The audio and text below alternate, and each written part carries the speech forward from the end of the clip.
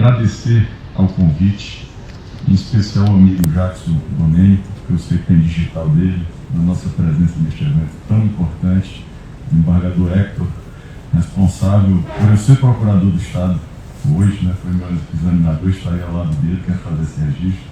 A amiga Celina Leão, nossa vice-governadora, por quem tenho tanto apreço, mas também precisou sair. Ao desembargador Belinati, nosso vice-presidente do PJDF, anfitrião, e a presidente da ANAMEL, Nilsoni de Freitas, desembargadora Nilsoni de Freitas. Sou muito grato pelo convite, pela oportunidade, nesse breve espaço de tempo, deixar um pequeno recado sobre um tema tão complexo que não, dentro das nossas capacidades humanas, desembargador, é muito difícil de falar em 10 minutos. Né? Normalmente eu falo em 1 a 2 horas. Mas inteligência artificial, direitos fundamentais e segurança jurídica é o tema do Congresso. E nessa perspectiva de representar a advocacia no Conselho Nacional de Justiça, eu tenho muito e trago muito em mim do que foi dito pelo ministro André Mendonça na sua exposição. O desembargador Belinati também fez esse apontamento de que a tecnologia não vem em sacrifício da humanidade. Nós precisamos, a meu ver, não lutar contra a tecnologia, inclusive a inteligência artificial, mas lutar com essa ferramenta para enfrentar e saber lidar com os dilemas e as demandas de uma sociedade contemporânea, com uma sociedade de consumo, uma sociedade de demandas repetitivas, é uma sociedade que, se não estiver estruturalmente preparada para lidar com seus conflitos, ela vai alimentar esse estado de coisas que assombra o judiciário e não vai transformar a realidade. A tecnologia, em especial a inteligência artificial, ela trabalha sobre vieses humanos. Então, se ela for mal elaborada, se ela se esquecer de que ela serve à humanidade, porque quero acrescentar a entrevista do Bill Gates de que o direito não vai morrer com a tecnologia, desembargador. Jamais, porque as regras vão ter que ser autômatas, né? Frutos de uma elaboração robótica. Não, há sempre um elemento humano por trás de todo esse material que está à nossa disposição. E no Brasil, falarei aqui, espero 1 minuto e meio, nós precisamos considerar o contexto de litigiosidade que nos assombra. E que demanda do judiciário uma preocupação com políticas de desjudicialização. Só que desjudicialização, e aqui eu me penitencio, não estou conselheiro, serei novamente conselheiro se o Senado assim o permitir em breve, porque já fui indicado para a recondução pela Ordem dos Advogados do Brasil, espero servir ao Poder Judiciário por mais de 2 anos, nesse contexto de legitimação de políticas judiciárias, que é o maior propósito do Conselho Nacional de Justiça. E aqui, incluído e destacado o material de ferramentas tecnológicas à disposição do Poder Judiciário brasileiro. E me preocupa muito quando o propósito de desjudicialização ignora o que está de fora, que é o destinatário do serviço do Poder Judiciário. A legitimação, o ministro trouxe isso, né? Retomo ao apontamento trazido pelo ministro, que não falou só de competência das instituições republicanas, mas fala também de legitimidade. Por isso que a representação, inclusive nos espaços de elaboração de políticas judiciárias, é plural também. Embora em minoria, é preciso ouvir essa minoria, porque ela traz o sentimento de quem está de fora. Nós temos uma pesquisa de percepção publicada pelo CNJ ano passado, que traz um dado preocupante, porque quem está de fora tem 76% dos entrevistados uma visão ruim do Poder Judiciário. Ou seja, o tomador do serviço não está satisfeito. E tem um outro aspecto que é importante considerar, de que quanto mais próximo da base da sociedade, pior a impressão. Porque a justiça brasileira até 1988 ela era seletiva.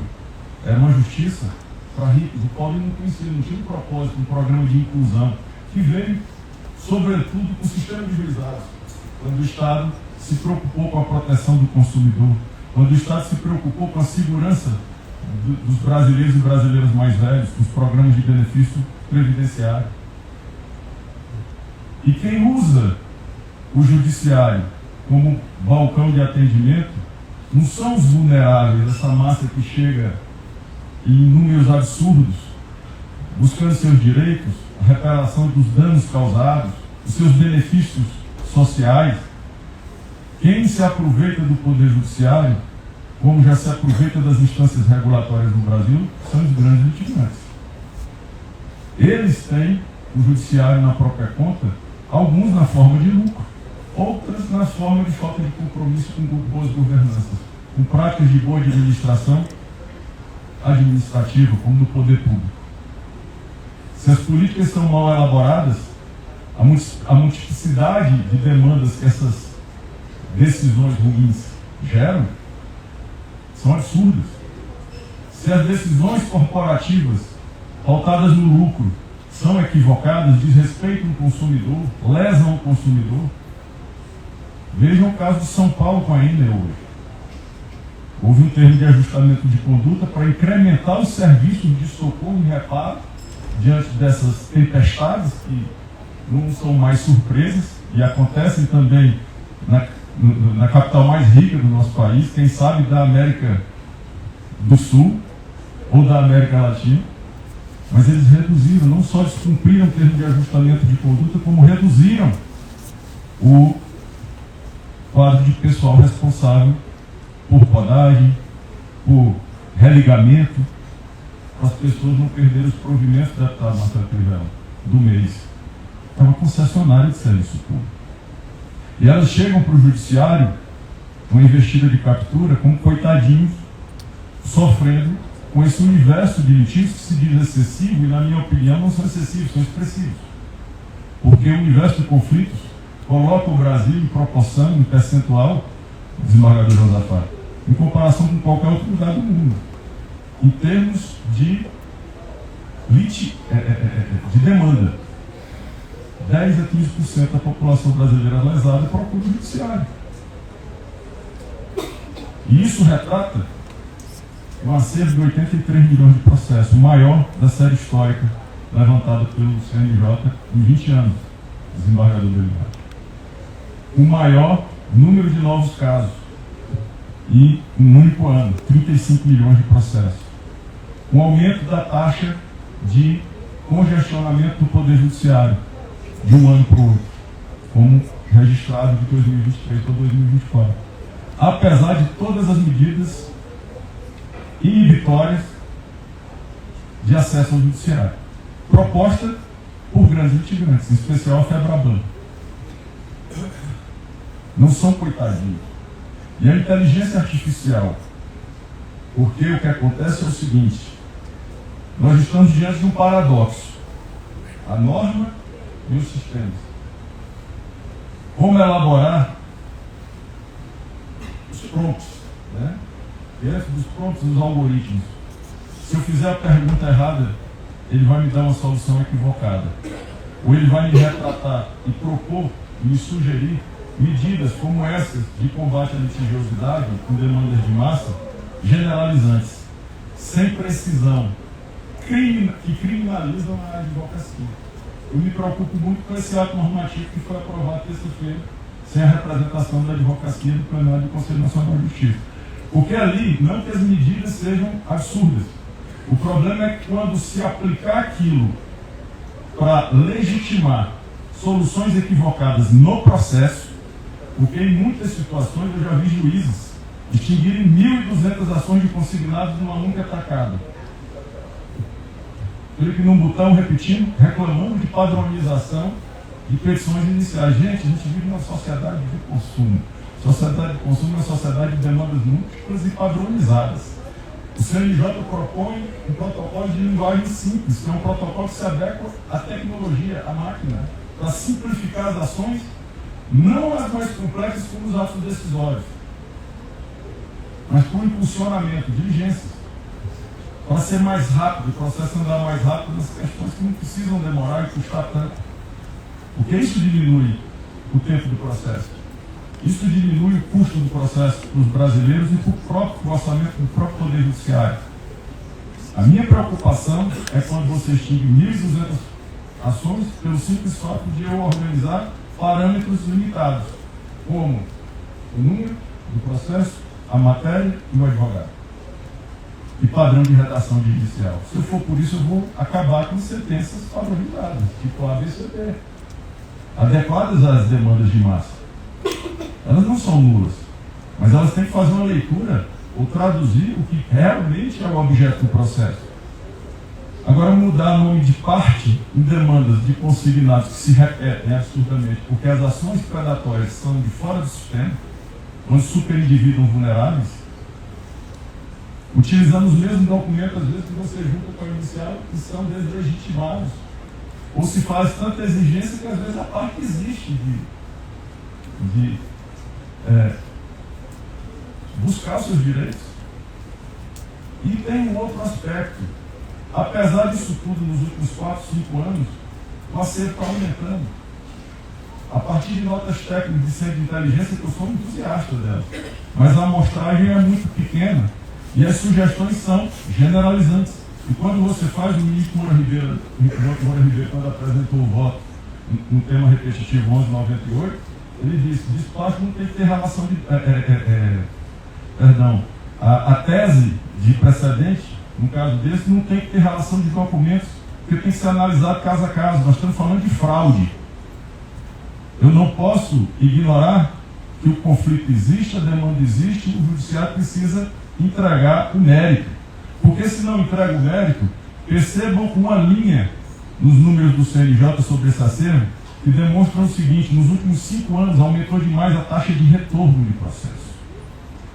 Porque aquela juíza que extinguiu 1.200 processos numa única tacada, ela teve todas as suas sentenças anuladas pelo Tribunal de Justiça do Piauí. Então, ela não deixa a parte litigante habitual sequer contestar o pedido. Porque a demanda de consignado foi estereotipada. Advogado que tem mais de 5, 10, 20, 100 processos em demanda de consignado, e a demanda existe, é suspeito. Então você inverteu a lógica, a presunção é de má-fé, não é de boa-fé, de novo. Isso a partir de dados trazidos pelo sistema, pelos recursos de tecnologia que nós temos à disposição do judiciário.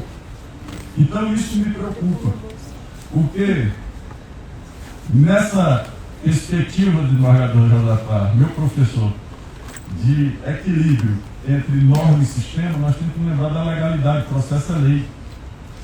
Muito embora o sistema, nós falamos de velocidade ontem no seminário internacional de sustentabilidade, num determinado painel, que eu tive a felicidade de presidir, e eu lembrei da pequena Eva, da banda Eva, Ivete Sangalo, que falava que estava próximo ao final da Odisseia terrestre, no sentido apocalíptico, de acabar tudo, não no sentido de aprimoramento, de ter um objetivo, que esse deve ser o correto, né? A partir desses princípios trazidos pelo ministro André Mendonça. Mas quando eu aplico errado o instrumental, as minhas armas, eu posso levar a pretexto de resolver um problema de escala, de cadeia de produção, de decisões judiciais. O judiciário não tem que ser superavitário. O judiciário tem que atender a demanda para fazer justiça, entregar a justiça enquanto ela for necessária. Se é irracional o que acontece fora do sistema, nós vamos ter que saber lidar com esse universo, porque desses 83 milhões de processos que temos no Poder Judiciário, tramitando no Poder Judiciário brasileiro, a gente não tem que generalizar e achar que tudo aquilo é consumo e previdenciário. 36% dessas demandas são execuções fiscais. É o predador do polo ativo. 30% são ações trabalhistas. 70% dessas ações trabalhistas dão ganho de causa para o empregado. E quem usa e se aproveita do sistema de justiça do trabalho, isso são dados de nota técnica do TRT da 15ª região. Quem usa regularmente é o predador no sistema da justiça do trabalho. O judiciário, como uma instância de dumping social, uma ferramenta de dumping social para forçar o trabalhador a abrir mão dos seus direitos, é o réu. é o reclamado. E a gente está preocupado em identificar padrão de litigância abusiva só no polo ativo. E quando eu faço isso, e uso o sistema de inteligência artificial, os recursos tecnológicos do narrador, para esse efeito, eu gero uma disfuncionalidade do sistema de justiça. A primeira delas é a agressão aos direitos fundamentais. Nós temos uma resolução 332/2020 do CNJ, que já traz todos esses princípios incorporados ao programa de inteligência artificial, política de inteligência artificial do Poder Judiciário. Lá fala de respeito a direitos fundamentais, segurança jurídica, isonomia, proteção de dados pessoais, não discriminação, pluralidade, solidariedade, publicidade, transparência, governança, controle do usuário, interno e externo. Porque algoritmo, eu já participei de debates sobre ditadura algoritmo. Se eu não tomar cuidado e não abrir a formulação desses instrumentos, o deputado Marcelo Crivella observou isso aqui. E nós temos projetos de lei para isso. Não são resoluções do CNJ que vão restringir a partir desses princípios ou desses instrumentais regulamentares o direito das pessoas, os direitos fundamentais da pessoa, porque eles são constitucionais. Começa pelo acesso à justiça. O TJDFT tem um programa muito bom, muito cuidadoso, porque ele se preocupa com um grau de precisão de controle, de aplicação das ferramentas tecnológicas. E para acabar, eu digo o seguinte: Richard Susskind, ele observa que o sistema que não conhece as leis é um sistema perigoso. É uma conclusão óbvia. Tem uma obra de Marguerite Yourcenar, Memórias de Adriano, em que o imperador diz o seguinte: quando uma lei é demasiado dura, ela é transgredida com razão. Quando ela é muito complicada, o engenho humano encontra não sei o que eu escrevi aqui. Encontra facilmente o meio de escapar por entre as malhas dessa rede frágil e escorregadia. Então a gente tem que procurar um meio termo. E a gente só encontra isso debatendo, entendendo bem os números. Os números de matéria de consumidor estão lá nos números do CNJ, do Justiça e Número do CNJ. São só 7 milhões de processos, com a população, isso é demanda de massa, de 200 e tantos milhões de habitantes. O Judiciário se preparou para receber essa demanda, porque isso é só 10, 15% dos conflitos existentes, dos danos causados pelos grandes fornecedores e prestadores de serviço. A gente tem que lembrar disso e tem que incorporar isso à inteligência da máquina que está no nosso serviço. Porque senão eu vou incorrer no erro. Através de políticas judiciárias, tristemente se constata isso, na desumanização da justiça.